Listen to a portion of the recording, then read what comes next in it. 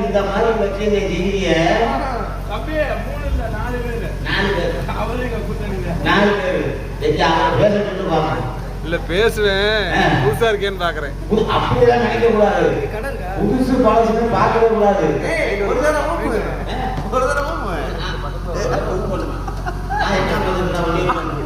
Ice soup இல்ல அத ஊத்துடு எங்க வீட்டுக்கு பக்கத்துல ஐஸ் ஊத்துடு ஃபுல் பேஜ் கம்பெனி வா காலையில ஃபுல் பேஜ் எனக்கு நீயே ஊத்தியா நம்ம ஏன்டனி பக்கத்துல இருக்க ஏன்டனி பக்கத்துல இருக்க இருக்கிற ஃபுல் பேஜ் கம்பெனி இருக்கு.